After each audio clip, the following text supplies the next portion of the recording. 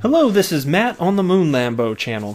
Where are all of the new XRP buyers? Huh? Where are the retailers at? Where are they coming? They're supposed to be putting their money into crypto and XRP. Where's the new money gonna come from? We got XRP around a little over 20 cents. Bitcoin's not been doing so hot.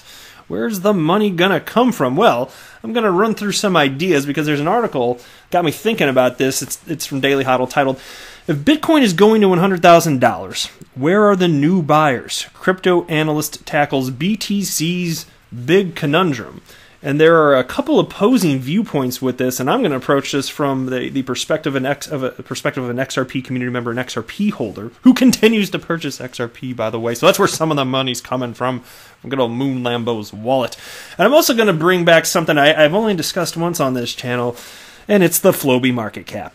Now, there are some of you that know what I'm talking about, and I am bringing this mofo back. We're going to talk about the Flowbee Marketcap because, first of all, who doesn't want to cut their hair with a vacuum cleaner? Second of all, I want the concept of the importance of the net inflow of cash into the space to be understood by everybody, because I think there's really a misunderstanding of how much money it takes to have a higher value for any particular asset, how much money actually has to enter the space to get to a particular market cap, this or that. So I'm going to run through all this, but before we go any further, if you would please ever so delicately tap that like button, and if you are a fan of Ripple and XRP and Flowbees and cutting your hair with a Flowbee, or if you're not a fan of that, go ahead and subscribe to the Moon Lambo channel.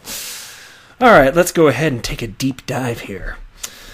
Data analysts and crypto influencers are split on how Bitcoin's upcoming halving, which will slow the creation of new supply and cut the reward miners earn for creating new blocks in half, will affect Bitcoin's price. And by the way, the reason that I want to cover this, even though they're specifically talking about Bitcoin right here, is XRP, along with the rest of the crypto asset class, absolutely is tethered to the monumental shifts in the price of Bitcoin. It's volatile like crazy, like it absolutely is. And so until there's a decoupling, which has happened in slow motion, it is happening now in slow motion, day by day, very slow motion, but until that happens, this matters.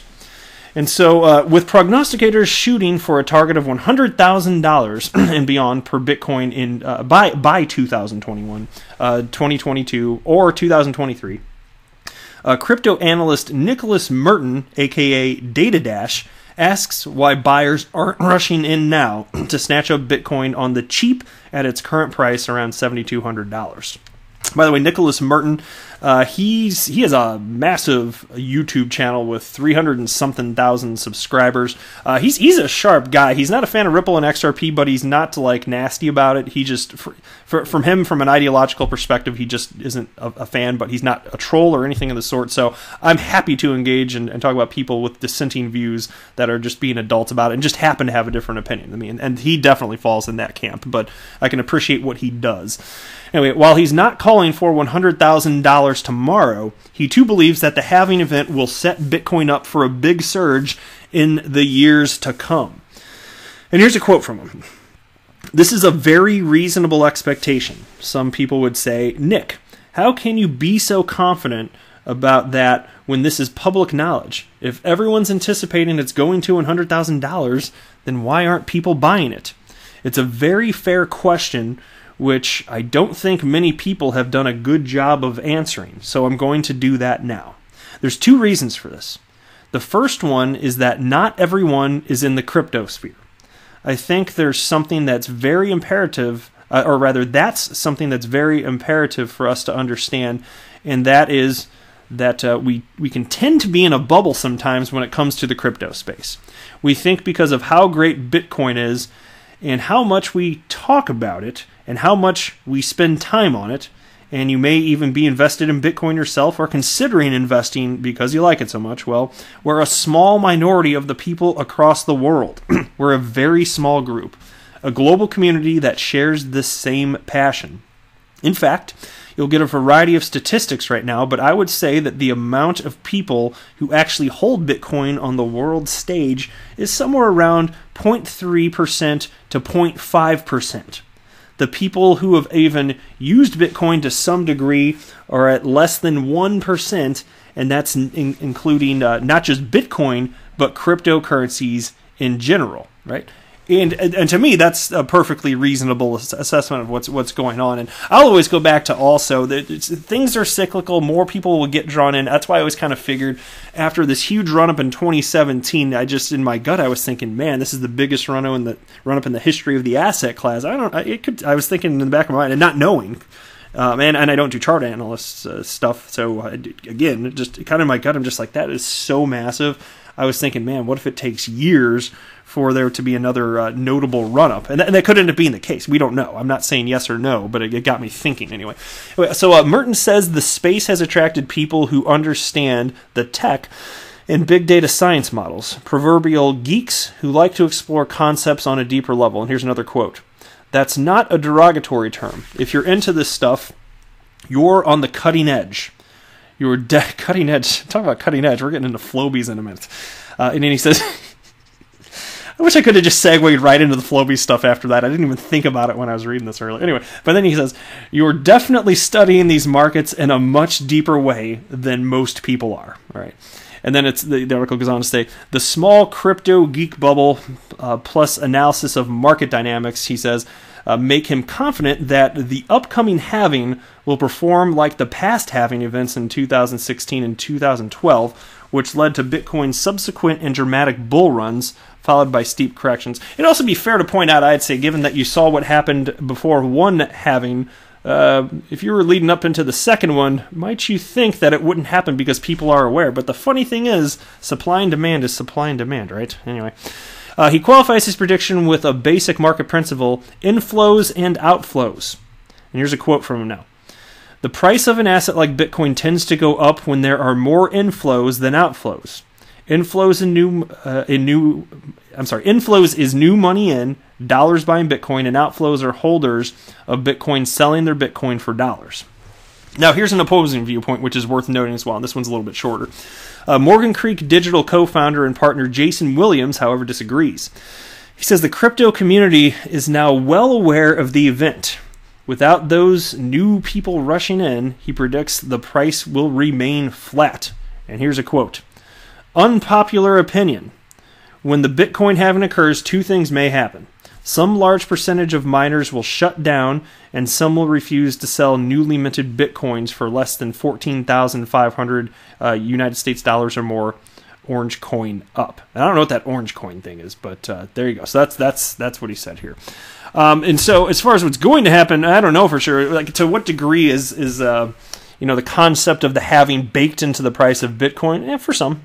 Some people saw that it was coming, like, I'm going to stock up now, but not everybody. And what about people, like, here's what I'm saying. For people in crypto, for as long as any particular cryptocurrency is here, there will always be new buyers over time. Now, things are cyclical, and so you can have a bigger influx of buyers at any given time when things start to get parabolic, and then there's this frenzy around it. So that can happen, but at any given moment, there's more people entering. There's always more people being born, people getting old enough to the point where they can invest in stuff. That's always going to be occurring. So, period, that's the direction the asset class as a whole is going. Even if you don't believe in the longevity of Bitcoin or any cryptocurrency specifically, the asset class most certainly is here to stay. And so, just given that's the case, yeah, absolutely. So even if there isn't an immediate effect, I'm just saying supply and demand will do its things as people inevitably come and enter the space. We're nowhere near max capacity here in terms of people buying. Like we're just nowhere near anything like that. And so that's kind of conceptual. It's a big chunk of what I wanted to get at, is just the idea that this stuff is all cyclical. And if there's anything different about it this time, I don't know if there's a chance that perhaps the degree to which there was a massive bull run in 2017 could result in this playing out a little bit different. But ultimately, consider this. Look, like supply and demand, and Bitcoin is nowhere near going away. If it's ever going to go away, it's nowhere near it, as far as I can tell. People still haven't figured this stuff out. People are still hoping that Bitcoin will have some other utility, and I'm skeptical of that for many. I've stated my case on that multiple times. I'm not doing that in this video. But I'm just saying, since people don't know, there's no reason for it to stop going the direction it's going, because one thing people do know for sure is that there's something to this whole crypto thing. And whether or not it's Bitcoin, let time pass. To me, that's why I always go back to utility matters, but because you're just not seeing it with Bitcoin. So, look, let me share this with you too. Here's a tweet from Galgatron. And it's the latest update that he posted about XRP account activations. This goes back to the concept that I was stating. This goes back to June 8th, this chart, June 8th of this year to, I think it was December 7th. I think that's when he posted it. Yeah, I think he posted this on December 7th anyway. So you can see the steep incline here. This is back in May when Bitcoin was having its rally. Well, it also resulted in a ton of new XRP account activations. And despite the price the price volatility, look what's been happening ever since then. XRP price and Bitcoin price has been doing what it does, but an endless upward stream of new account activations and people holding XRP. And there's a little bit of a spike here even, and then just kind of flattened out again. But it just keeps going up and up and up and up. So there's always new money entering the space, and I wanted to use this chart to illustrate that. So that's most certainly, unquestionably, absolutely happening, and it's just, again, not going to stop. There's no reason. It's not financial advice, to be clear, but I have no reason to believe that that would ever stop. Right? And so to consider this. So let's talk. So what do we need in order for the price of XRP to ultimately increase? Like, what does it actually take? Well, it always goes back to this idea of market cap and the net inflow of cash that's necessary. And people just have this misperception of how much money has to enter the space to have a particular a market cap for any given cryptocurrency. So let me read a few sentences from the Galgatron blog, which I'm not going to. It's literally just a few sentences, and he was busting this as a myth. So myth number 1: the market cap represents how much money has been pumped into a coin, and then we're going to talk about Flowbees. You're right. This is the single most common misperception that virtually everyone falls for, at least in the beginning. For example, if a market cap is worth, say, $1 billion, then there must have been $1 billion of money pumped into it, right? Wrong. Dead wrong. And let me explain why by getting into the Flowbee Marketcap scenario. Do you know what a Flowbee is? Some of you do. I can't believe this freaking thing exists. A Flowbee, this is real. A Flowbee is a vacuum cleaner that cuts your hair. You buy it, and you can cut your hair at home with a vacuum cleaner. If you're not driving, go ahead and take a look at your screen. I just went ahead and Googled Flowbee right here, and you can see pictures of individuals using the Flowbee. I'm not kidding you. It is a vacuum cleaner that cuts your freaking hair. Oh my God, this exists. Like, this is stupid. It's also hysterical, though. Like, there's no denying it. And so and by the way, before I get into the Flowbee market, I googled Flowbee bad haircuts. Like, you should not use this thing. So this is a picture from the Wall Street Journal. They had a little video. I actually watched this thing. It's like 1 minute and 40 seconds. And so this is a guy that used a Flowbee to cut his hair, and you can see it did not go so well. Apparently the guard slipped off. Maybe not the best technology. So let's get into market cap and inflows. Because how much money does it take for a value of any cryptocurrency to increase? We got to talk about the concept of and the importance of net inflows, right? So let's just say, for example, that the Flowbee Manufacturing Company, I don't know what the hell they're called, it doesn't really matter, but let's just say the Flowbee Manufacturing Company, they made 5 Flowbees. All right, in this alternate universe where this isn't mass-produced, that would be delightful. But let's just say that there were 5 of them out there, and that's it. And then they're like, oh my God, what the hell are we doing? This is dumb. We just made a vacuum cleaner that cuts people's hair. This is stupid. Let's not sell this. But then I'm like, oh, wait a minute. You made 5 of those? That's it? You're never going to make any more? I was like, okay, well, yeah, that's stupid as hell, and I ain't going to cut my hair with this. Like, I would sooner go to, like, Great Clips before I cut my hair with a Flowbee. And, I mean, by the way, Great Clips, they're getting cocky naming their company Great Clips. Great Clips. More like mediocre clips at best, if I'm being generous. But anyway, so let's say Moon Lambo's like, yeah, I'm Moon Lambo. I'm going to buy these things. I don't want to use them, but maybe I can sell them to a schmuck. Maybe like an idiot. I'm gonna go ahead and buy all 5 of these. And they're like, well, it ain't worth a damn thing. And so they sell me 5 Flowbees for $5. That's $1 per Flowbee. At that point, we have a Flowbee ecosystem. Just let me call it that. It's a Flowbee ecosystem. And so the market cap for the Flowbee is the number of Flowbees times the last sale price. So there were 5 Flowbees sold at $1. That's $5 market cap. The net inflow into the space at that point, how many dollars actually went into the space also, the net inflow is $5. So the net inflow is 5 and the market cap is 5. Now all of a sudden, I want to just pawn these things off to idiots. So let's say that I posted on Craigslist. I don't know where the hell would one sell a Flowbee anyway? Like, that sounds like an appropriate place to sell something this terrible. So I go to Craigslist and I post my Flowbee. I'm like, all right, who's gonna bite? And so then this slack-jawed yokel comes up and he starts talking to me, and he's all like, yeah, I'd love to cut my hair with a vacuum cleaner. I'll buy one for $100 because I'm an idiot. And I'm like, yeah, you're an idiot. I'll take your money. Here's a Flowbee, right? And so then this guy, he takes his Flowbee home, and then he gets his hair all messed up. The guard slips off, and he's got like half as much hair as he used to, but he don't care. You know, he's saving money on the haircut. He's not going to mediocre clips anymore, right? So he ain't got a care in the world, right? Because his investment of that $100, it's going to pay off over time, right? So now, what's the market cap for a Flowbee? The market cap for a Flowbee, again, there's still 5 in the world. I sold one of them, so I have 4 remaining. So the last sale price is $100 because this guy's an idiot. He deserves what he got. He deserves a terrible Flowbee haircut, and damn it, he got it. So the market cap for the Flowbee right then is the total, which is 5 times the last sale price, which means the market cap is now $500. The market cap went from $5, right? Because again, 5 times 1, $5. That was it. From $5 to $500.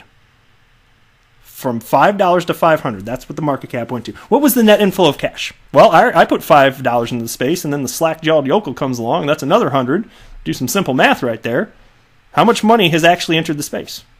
$105. So $105 was put in, and the market cap is $500. And so I use this to illustrate the point. And this is what happens in real trading, by the way. When you see these parabolic run-ups, look, on the way up, I'll tell you what, these people that are selling any cryptocurrency, they're selling it, generally speaking, for more than they paid for it. And there are these big jumps up. And it's just like this Flowbee example. This is how it actually happens in the real world right there. And by the way, I got to tell you, if you're going to get a Flowbee, you got to get this sweet-ass accessory. Take a look at this thing if you can. They call it a cape. It's for $8.99. It's an at-home haircut catching cape. People make this stuff, and people buy it apparently. Do-it-yourself, mess-free for all ages and stages. Oh, the Flowbee. You know, I need to talk about Flowbees more on this channel. Maybe I should rename the Moon Lambo channel the Flowbee channel. Maybe I'll do that.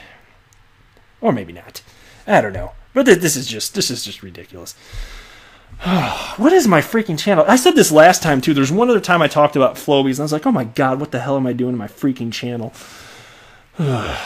So there you go. And by the way, if you want to buy a Flowbee, I want to point this out too. I'm going to click on shopping here. I'm not kidding. Like, you can still buy this thing. I think it's been around since, I don't know, like the 80s, maybe early 90s. I can't remember. You can buy it on Amazon for $129.95. Think about what that would be to the what would that do to the market cap of the Flowbee ecosystem if you did that? Go ahead and put your money in. No, I'm not endorsing a Flowbee, just to be clear. I'm really not. But anyway, I should probably wrap it up there. But how many of you are going to go? How many of you are going to buy a Flowbee now? I am not a financial advisor. I'm a Flowbee enthusiast. Do not buy or sell anything because of anything that I say or write. That would be a very, very, very bad idea. Until next time, to the Moon Lambo!